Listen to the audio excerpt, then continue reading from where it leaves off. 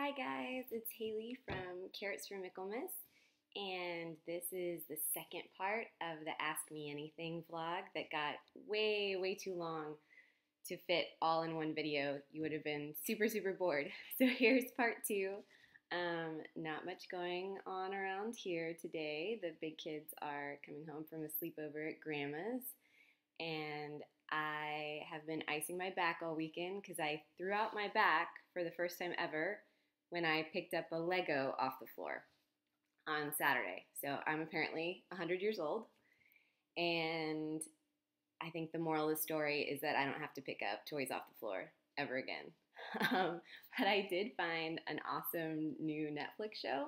It's a BBC drama called The Paradise, and I mostly laid in bed and watched the entire first season all weekend, thanks to Barbara, who told me about it on the Carrots Facebook page when I was asking for suggestions. So, without further ado, here is the rest of the Ask Me Anythings. There will be one more part that I'll post on another day, but here's a few more.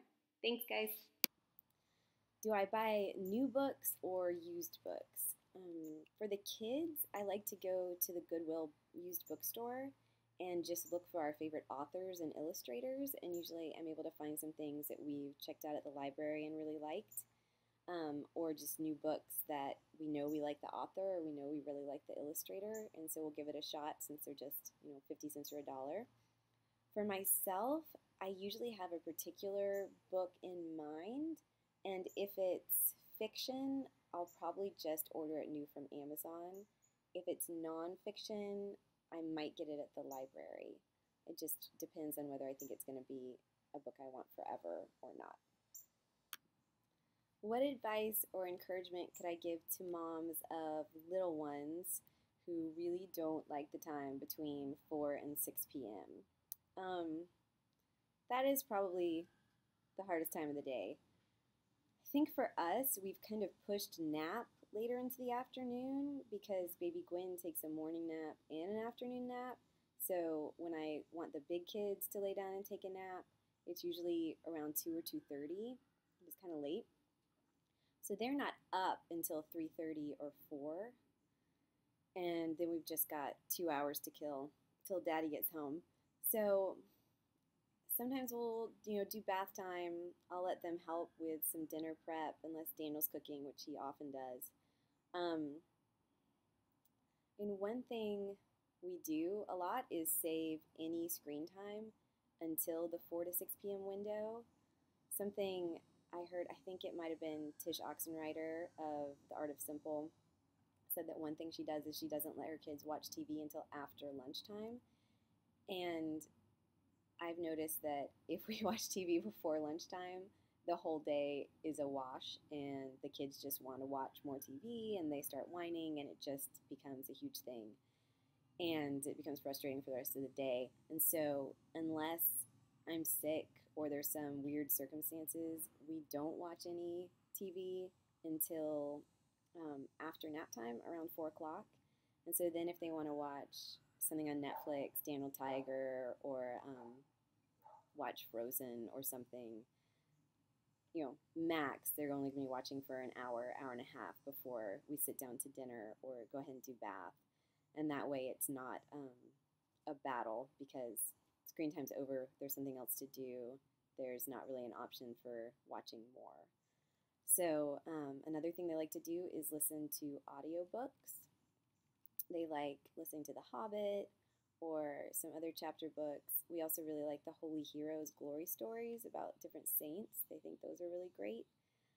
And there's also something called Cat Chat by Lighthouse Media, I think it's called. It's like a Catholic kids audio thing.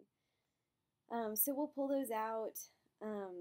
Sometimes it is just kind of a rough couple of hours, but I think pushing nap time later kind of helps everybody be semi-cheerful until dad gets home so we don't all lose it, although occasionally we do. What's our approach to supervising children at play? Helicopter or free range? I feel like I'm more helicopter than Daniel is just because I'm kind of paranoid and kind of a worrier. That's like when we're out in public. When we're home, we kind of set up the interior of our home so that there's really not much that the kids can hurt themselves on. They really don't have to be supervised inside the house much. And we keep all the Legos in the big kids' room so that baby Gwen can't chew on them or choke on them. Um, and then our backyard is fenced in, and the kitchen window and dining room window looks out into the backyard. And so I'll, send the kids out, the big kids, Lucy and Benjamin, 5 and 2, almost 3, into the backyard, and I can kind of keep an eye on them if I'm cooking dinner or doing dishes or something. And baby Gwen will just stay in with me, but she'll be sad looking out the window. Um, Not quite ready to send her out there unsupervised. But I let them go out there and climb trees and dig in the dirt and stuff. When we are, taking a walk on the road and there's cars, I'm kind of paranoid. Or if at the park, I'm just, irrationally worried about someone snatching my kids away. But, yeah, I think I could get better about that. Daniel is a lot more laid back, and none of the kids have ever had injuries in his care. So I think I could probably be a little bit more like him. So, yeah. Thanks for watching, y'all. See you soon.